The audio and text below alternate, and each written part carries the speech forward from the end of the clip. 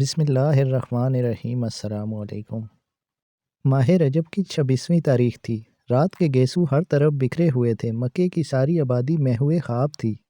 تاروں کی چھاؤں میں کائنات کا مرکز آج حضرت ام ہانی رضی اللہ تعالیٰ عنہا کے گھر منتقل ہو گیا تھا۔ در و دیوار سے حبیب کبریا صلی اللہ علیہ وسلم کے جلوے کی روشنی پھوٹی پڑی تھی۔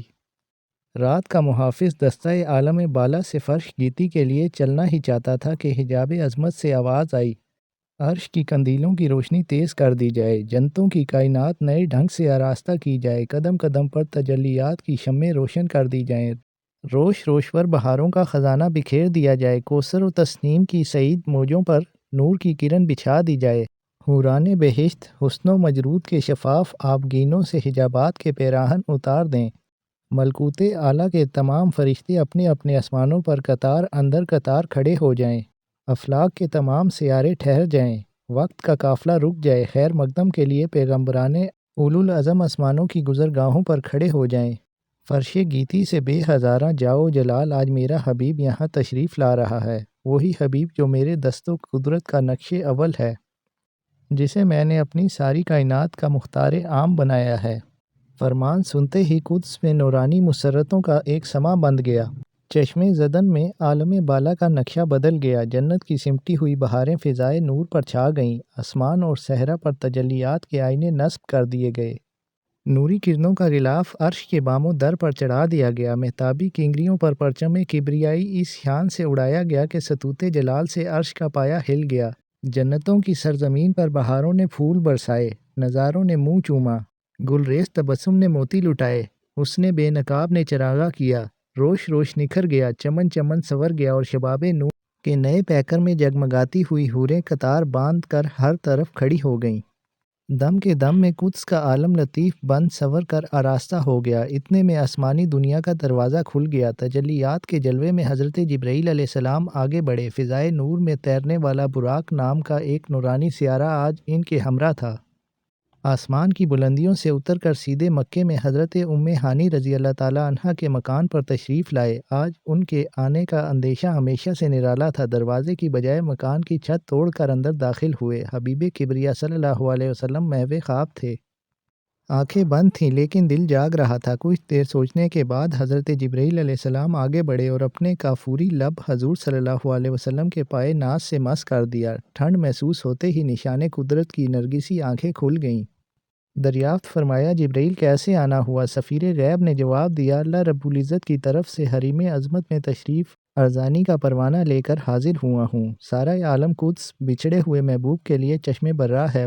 وہ سرحد تجلیات جہاں وہم و خیال کے پر جلتے ہیں، جہاں ملکوت اعلیٰ تک کی رسائی ناممکن ہے، آج وہاں آپ کو اسی لباس بشر میں خرام ناز فرمانے کی دعوت دی گئی ہے۔ حضور صلی اللہ علیہ وسلم تشریف لے چلیں۔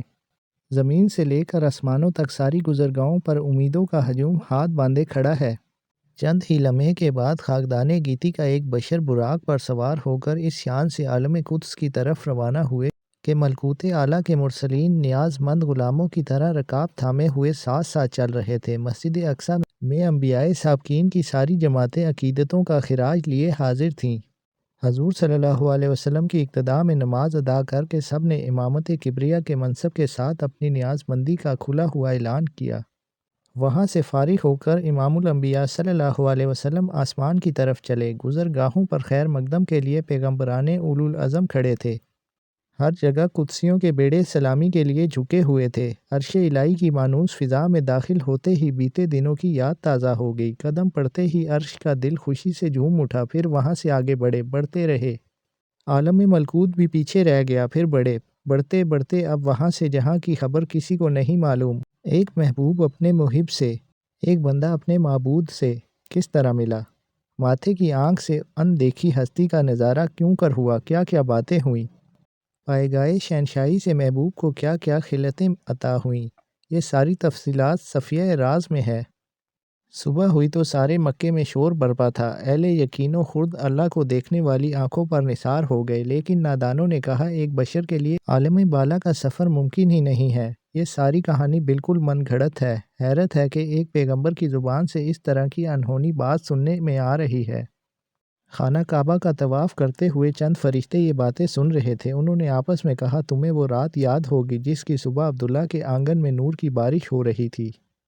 زمین سے آسمان تک ہر عالم میں رحمت و مسرت کا جشن منایا گیا تھا اور مکے کی ساری فضا فرشتوں کے پیروں سے چھپ گئی تھی۔ اس موقع پر جب یہ معلوم ہوا کہ سارا اہتمام حضرت محمد صلی اللہ علیہ وسلم کی تشریف آوری پر ہو رہا ہے تو کچھ فرشتوں کو کتنی حیرت ہوئی تھی کہ عالم قدس کا پروردہ ناز اس ظلمت کدہ خراب میں کیوں کر تشریف لا سکتے ہیں، اور آج جب وہ اپنی مانوس دنیا کی طرف چند لمحے کے لیے واپس تشریف لے گئے تو بنی نوع انسان کے یہ ناداں افراد حیرت سے واقعے کا انکار کر رہے ہیں، حالانکہ دونوں جہاں اس واقعے پر گواہ ہیں۔ حضرت محمد صلی اللہ علیہ وسلم کی یہ شان بھی عجیب ہے۔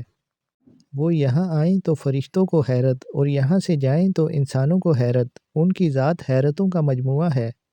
دوسرے فرشتے نے جواب میں کہا، دراصل حیرت تو ان انسانوں کی عقلوں پر ہے جو ان کے یہاں آنے پر حیرت نہیں کرتے، صرف جانے پر حیرت زدہ ہیں۔ حالانکہ کسی کا اپنے وطن میں ہونا باعث حیرت نہیں، باعث حیرت غیر جگہ آنا ہے۔ وہ ہر عالم کی رحمت ہیں، کسی عالم میں رہ جاتے یہ ان کی مہربانی ہے کہ یہ عالم پسند آیا۔